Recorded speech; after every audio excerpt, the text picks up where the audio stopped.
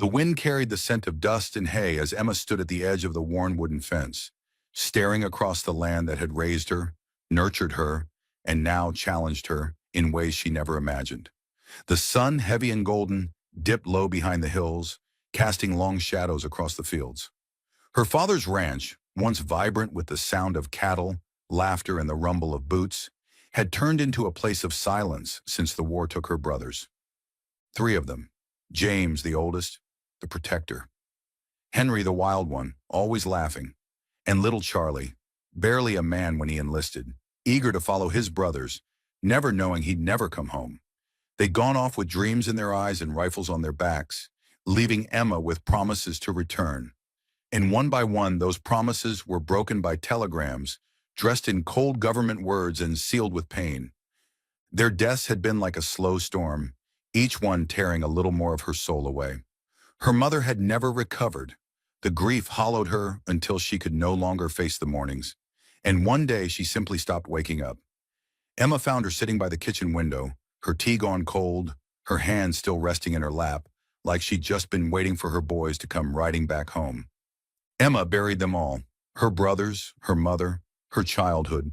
And now the ranch, which once thrived with the hard work of her family, stood on the edge of collapse. The land needed tending, the fences needed mending, the horses were restless, and the cattle fewer than ever. The debts were piling up, and the bank had begun to send letters with sharp words and colder intentions. Everyone in town had assumed she'd sell. Even the banker had patted her shoulder, gently but condescendingly, telling her she didn't have to carry this burden alone, that no one would judge her if she let the ranch go. But she couldn't, not because she was stubborn, though she was, not because she had something to prove, though maybe she did, but because every inch of this land held the footprints of the people she loved. James had carved their names into the old oak by the stream. Henry had built the barn doors with his own hands, one plank at a time. Charlie had named every horse in the stable and whispered secrets to them in the early morning light. This land was them. It was all she had left. So she rolled up her sleeves. The first months were brutal. She woke before the sun and worked until the stars blinked awake in the sky. Her hands blistered and bled. The calluses on her palms told a story of struggle and grit. She learned to fix fences with rusted tools, to wrangle stubborn cattle, to handle the accounts by moonlight when her eyes could barely stay open. The ranch hands who had once worked for her father had long since left, finding better prospects elsewhere. At first, no one would work for her. Some said it was because she was a woman. Others just didn't want to work for a ranch that seemed destined to die. But Emma didn't give up. Word started to spread quietly that the Walker girl hadn't sold, that she was still there, hammering nails and riding fence lines, her jaw clenched with something that looked a lot like purpose. Some whispered she was crazy. Others started to admire her. Still, she worked alone, her only company the horses and the memories that lingered in every corner of the ranch house. Then one evening, as she sat on the porch nursing a sprained ankle after a long day, she saw a familiar figure walking up the road. It was Sam, one of the older ranch hands who'd worked for her father for over a decade before the war. He had a limp now. Got it overseas, he said. But he still had strength in his arms and kindness in his eyes. "You still hiring, Miss Walker?" he asked, tipping his hat. Emma looked at him for a long moment, her throat tight. Then she nodded. Sam didn't talk much, but he worked hard. And with him back on the ranch, things began to change. Slowly, others trickled in. A boy from town who wanted to learn. A widow who needed a job and knew her way around horses. A drifter who stayed because Emma fed him and treated him like he mattered. They weren't much of a crew at first, but they showed up. And they worked. Because Emma worked harder than all of them. She never asked anyone to do what she wouldn't. She led with dirt on her face, sweat on her brow, and a fire in her chest that no amount of grief could extinguish. Still, the challenges didn't stop. A harsh winter nearly wiped out their livestock. One of the horses she'd raised from a colt broke its leg and had to be put down. She cried for 2 days but didn't let anyone see. There were days she doubted herself, days she wanted to scream and break everything, days when the weight of loneliness made her knees buckle. But then she'd walk down to the barn and hear Charlie's laughter echo in the stillness. She'd touch the barn doors and feel Henry's spirit in the grain of the wood. She'd sit by the old oak and run her fingers over the names James had carved and remember the promise she made to them all. "I'll keep it going," she had whispered once, alone by the stream. "I'll keep it alive. For you." And she did. The ranch began to bloom again. It wasn't grand, not yet, but it was alive. The crops grew stronger. The cattle were healthy. The horses trusted her like they'd known her all their lives. And the people, her people, stood by her. Then one day, nearly 2 years after she had buried the last of her brothers, a man from the bank came back, this time not to collect, but to see. He stood at the edge of the property, staring at the rolling fields, the repaired barns, the crew moving like clockwork. "You did this?" he asked, disbelief etched on his face. Emma didn't answer right away. She simply looked out at the land, wind brushing her hair back, and nodded. "Yes, I did." The man hesitated, then reached into his pocket and handed her a paper. It was an offer, generous, tempting, enough money to never work again. A corporation wanted to buy the land and build on it. Emma looked at the paper, her heart quiet. "No," she said. He blinked. "You sure?" "It's more than fair." "I'm not selling," she replied, folding the paper and handing it back. "This land is not just property. It's home. It's my family." The man nodded slowly. There was something in her voice that left no room for persuasion. He left without another word. That night, Emma sat on the porch, a warm mug in her hands. Sam sat beside her, cleaning his hat. "You're the toughest person I've ever met," he said softly. Emma smiled, her eyes misty. "I don't know about that. I just didn't know how to quit." He chuckled. "That's exactly why you made it." As the stars lit up the sky, Emma felt something she hadn't in a long time. Peace. The ache in her chest was still there. Always would be. But there was also something else. Hope. A quiet, enduring hope that came from building something with your own hands, from honoring the past while carving a future. She knew the road ahead wouldn't be easy. Life on the ranch never was. But she wasn't afraid anymore. She had faced the worst life could throw at her and still stood. Because Emma Walker was made of fire and grit, of grief and love, of loyalty and unshakable strength. And the ranch, her family's legacy, would live on. Not just in memory, but in every blade of grass, every hoofbeat, every sunrise. Spring arrived with the scent of wildflowers and the whisper of new beginnings. The frost melted off the fields, and the soil felt rich and full again. Emma had always loved spring, even as a child. It was a season her mother used to say was proof that even the coldest winters could not last forever. And this year, it felt more true than ever. The ranch, once on the edge of ruin, now hummed with life. Calves were being born, the chickens had returned to their chaotic pecking and clucking, and the new ranch hands worked with a kind of joy Emma hadn't seen in years. There was laughter again in the mornings, shared meals in the evenings, and music from a battered old radio drifting from the barn. It wasn't just survival anymore. It was something close to living. Emma still worked harder than anyone else, not out of pride, but because it grounded her. She woke before the sun and rode across the pastures, checking fence lines, counting cattle, whispering to the horses. She kept her boots muddy and her hands rough, and most nights she still collapsed into bed too tired to dream. But her heart felt lighter than it had in years, and people noticed. At the weekly market in town, folks started greeting her with more than pity or curiosity. They offered warm smiles, firm handshakes, and nods of respect.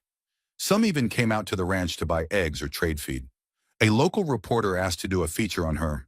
She refused at first, but the woman was persistent and kind, and eventually Emma agreed. The article published in the county paper was titled, "The Woman Who Wouldn't Let Go." It told the story of her fight to keep the ranch alive, her family's legacy, and the quiet courage of someone who kept standing when everything around her had fallen. After it ran, letters began to arrive. Strangers from across the state wrote to her. Veterans who had lost brothers, widows who had buried husbands, daughters trying to keep family farms afloat. Some just wrote to say thank you.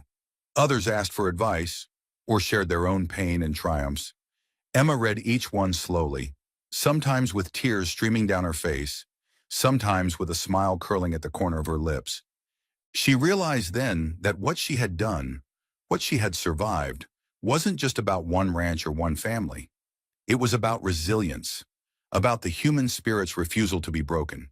And in a way, sharing her story gave her a new purpose. One day, while mending a stubborn gate post, she looked up to find a young girl standing at the edge of the property. She was maybe 14, with big brown eyes and a nervous stance. "You Emma Walker?" the girl asked. "I am," Emma said, brushing dust off her jeans and walking over. "My mama read your story, said I should meet you." Emma tilted her head, curious. "Why's that?" The girl hesitated. "Because I want to be a rancher too. And people say girls can't do that. They say I'm dreaming stupid." Emma looked at her for a long moment, then handed her the hammer she was holding. "Want to help me fix this gate?" she asked. The girl's eyes lit up and she nodded fiercely. Her name was Lily and she came back every weekend. She was awkward at first, shy and unsure. But Emma showed her everything she knew: how to ride, how to muck stalls, how to read the land. The girl soaked it in like rain in dry soil. Watching Lily reminded Emma of herself at that age. Full of questions, full of fire, full of dreams too big for other people to understand. The ranch became more than a place. It became a home for people trying to build something honest with their hands and hearts. Emma didn't plan it that way. It just happened. She gave people a chance, and they gave her something back she hadn't realized she'd been missing: community. Still, not every day was a victory. One afternoon, after a storm tore through the valley, Emma found one of the horses, Sable, her favorite, limping badly. The vet confirmed what she feared: a fractured leg. Emma sat with the mare all night in the stable, whispering to her, stroking her mane, refusing to let her suffer alone. By morning, the vet came back and said it might not be hopeless, but the recovery would be long and costly. Emma didn't hesitate. She paid what she could and worked double to cover the rest. She couldn't save her brothers. She couldn't bring her mother back. But this she could fight for. Sable recovered slowly, and when she finally took her first strong steps again, Emma cried like she hadn't in years. People saw the way she loved her animals, her land, her people. And slowly, her name became more than a whisper. It became something people told their kids about. "That's Emma Walker's ranch," they'd say, "the one who never gave up." She was invited to speak at a local veterans memorial that summer. She wore her father's old belt buckle and pinned James's military tag to her shirt. She didn't prepare a fancy speech. She just told the truth. "I lost my brothers to war," she said, standing beneath a flag that fluttered in the breeze. "And for a long time, I thought I lost myself too. But they didn't die so I could give up. They died believing in something bigger. So I chose to keep going. Every day, even when it hurt, even when it felt impossible. I kept going because they would have." Her voice shook, but she didn't cry. "And if you've lost someone, if you're carrying something heavy and it feels like you can't, I just want you to know, you can. You really can." The crowd was silent, and then the applause rose like thunder. That night, Sam found her sitting under the old oak tree, looking up at the stars. "You ever think about leaving?" he asked quietly. Emma shook her head. "This is my place. This is where I'm meant to be." "You've changed this place," he said. "Not just the land, the people too." Emma didn't know what to say to that. She just leaned her head back and let the night breeze wash over her. The stars above her were the same ones her brothers had seen, somewhere far from home, in deserts and jungles and battlefields. She hoped they could see her too. Then came the fire. It started in the hills during the driest part of the summer. "A lightning strike," they said. The flames moved fast, faster than anyone expected. Emma and her crew worked through the night, soaking the edges of the fields, moving the animals, cutting down brush to make fire breaks. The smoke choked them. The heat blistered their skin, but they didn't stop. When the fire reached the edge of her property, she stood with a shovel in her hands, sweat dripping into her eyes, refusing to back down. "If we lose this," she told her crew, "we start again, but we don't quit." The fire spared the ranch, just barely. Some outer pastures were scorched, some fences lost. But the heart of it, her home, survived. When the danger passed, Emma fell to her knees in the dirt, Not in defeat, but in gratitude. She had never felt closer to her family than in that moment. Like somehow, they had been there, guarding it all. The town held a fundraiser afterward to help those affected. Emma, despite her losses, donated most of her extra hay to a neighboring farm that had been completely destroyed. When someone asked why, she just said, because they need it more. And we're still standing. People didn't forget that. By fall, the ranch was thriving again. Emma walked through the barn one evening, watching the light filter through the dust motes, listening to the steady rhythm of the horses chewing. Everything smelled of hay and leather and home. Lily sat nearby, brushing one of the colts, humming softly. Emma leaned against the post and smiled. She thought of her mother's voice, soft and wise. The land remembers, she used to say. It remembers love. It remembers loss. And if you treat it right, it gives you something back. Emma had treated it right, with tears and toil, with grit and grace. She hadn't done it for glory. She'd done it because it was the only thing she knew. How to keep going, how to keep loving.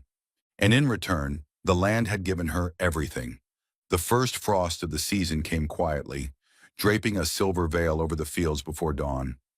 Emma stood on the porch with her coffee, wrapped in an old flannel her brother Will used to wear.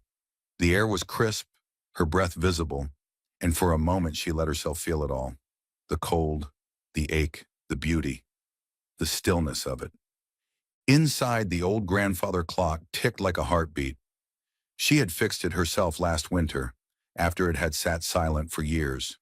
Every tick now reminded her that time moves forward, no matter how much you wish it would pause, no matter who you lose along the way.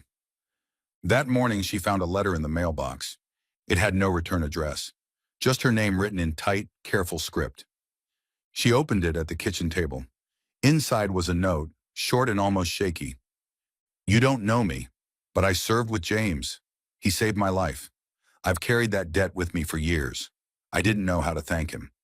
Then I saw your story in the paper. You kept his memory alive. You saved his home. You did what I couldn't. Thank you for all of it. There was a photograph folded inside. It showed her brother grinning in uniform, his arm around a man Emma didn't recognize. They were young, dirty, alive. She touched the photo gently, her fingers trembling. Tears welled up, but they weren't heavy this time. They were warm, healing. She pinned the photo beside the others on the mantel, next to one of her with Lily holding a newborn foal. A new chapter beside an old one. It felt right. Later that week, a local school teacher invited Emma to speak to her students about resilience and leadership. Emma hesitated. She wasn't a public speaker, but she remembered that scared little girl who showed up at her gate once, and she agreed. She wore her best boots and tied her hair back, walking into the classroom full of eyes that had never seen a war or a drought or a field full of loss. But their curiosity was alive. So she told them about the ranch, about her brothers, about holding on when everything told her to let go. She told them about the fire, about the pain, and about the joy that had somehow found its way through. One girl raised her hand and asked, "Weren't you ever scared?" Emma smiled gently. "Every day," she said, "but I did it anyway. That's what courage is." Afterward, one of the teachers pulled her aside. "You have no idea what this meant to them," she said. "To see someone real, someone who fought for something and made it through." Emma nodded, humbled. She hadn't set out to be a symbol. She was just a woman trying not to let go of everything she loved. Back at the ranch, life continued. The windmill squeaked like it always had. The hens refused to stay in their coop, and the horses lined up for apples the second she stepped into the paddock. It was never perfect, but it was home. Lily had started coming every day after school now. She even brought her little brother sometimes, who liked to chase the barn cats and fall asleep in the hay. Emma had taught her how to mend saddles and spot when a cow was about to calve. The girl's hands were calloused now, her eyes sharp. She had grown into herself. One evening, as the sun painted the sky in burning orange and soft lavender, Lily sat next to Emma on the back fence. "I want to be like you," she said. "Strong, brave, someone people believe in." Emma looked at her, the same way her mother once looked at her, and smiled. You already are, she said. That night, Emma walked through the quiet house, her footsteps soft against the wooden floorboards. She paused in the hallway outside her brother's rooms. She hadn't changed much in them. Their boots still sat by the doors, dust-covered and solemn. Their books, their notes, their childhood sketches still lived there. She didn't keep them like that out of grief anymore. She kept them as memory, as legacy. They had built this ranch, stone by stone, with their laughter and stubbornness and big-hearted dreams. They had protected it with their lives. The least she could do was protect it with hers. Years passed. The seasons turned like clockwork. Harsh winters, green springs, dry summers, golden autumns. Emma got older. Her body slowed a little. Her hands ached on cold mornings. But her heart remained fierce. She wasn't alone anymore. Sam was still around, now a quiet fixture in her life. They never married, but they shared everything that mattered. Work, laughter, long evenings watching the stars. They didn't need anything more. Lily, now grown, ran part of the ranch. She had plans to expand, to start breeding horses, to open a small school for young girls who wanted to learn ranch work. Emma supported every idea. She saw herself in Lily's passion, and it made her proud. One morning, while checking the northern field, Emma spotted something unusual. A large stone at the base of a hill, freshly placed. She rode closer. Etched into the stone were the names, James Walker, Will Walker, and beneath them, brothers, sons, heroes, forever the heartbeat of this land. She dismounted slowly, her throat tightening. Lily stepped out from behind the tree nearby, her face solemn. I had it made, she said softly. I wanted people to remember, not just in stories, in stone. Emma reached out and touched the cold surface, her fingers tracing the names she had loved for so long. She nodded, unable to speak. They'd be proud of you, Emma, Lily said. They really would. Emma took a deep breath, the wind lifting her hair. The hills stretched out before her, green and wild, full of the life she had fought to preserve. She remembered nights of sobbing alone in the barn, days when the bills piled too high and the cattle fell sick and every path forward looked too dark to follow. She remembered the pain, but more than that, she remembered choosing to stay, choosing to keep going, choosing to love the land and the people who shared it. Love wasn't always soft. Sometimes it was muddy boots and sleepless nights. Sometimes it was holding onto a rope that cut your hands raw. But it was worth it, every damn time. Emma returned to the ranch house that evening and sat on the porch with Sam. They didn't say much, just watched the horizon as the last of the sunlight slipped behind the hills. She held a photo in her lap, the one of her brothers now framed, the same one from the letter years ago. I still miss them, she said quietly. I know, Sam replied. They're still here, though, everywhere. She nodded. She felt it too, in the soil, in the wind, in the laughter that now echoed in the barn, the footsteps of new hands who had never met James or Will, but who worked under the same sky.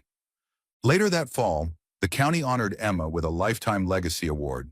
The ceremony was simple, held at the fairgrounds. She wore her best denim and an old hat of her father's. They gave her a plaque and asked her to say a few words. She stood at the podium, looking out at the crowd. Young kids, old farmers, her neighbors, her people. I didn't do this alone, she said. My brothers taught me how to fight for what matters. My parents taught me how to stay rooted. And life? Life taught me that strength doesn't always roar. Sometimes it's just showing up again tomorrow. She paused, looking down at her weathered hands. I took over a ranch when I was young and scared and broken.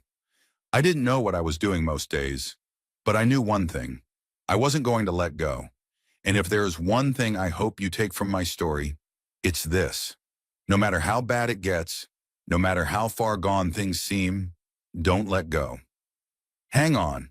You might just be the one to turn it all around. The applause was long and loud. That night, she returned to the ranch under a sky full of stars.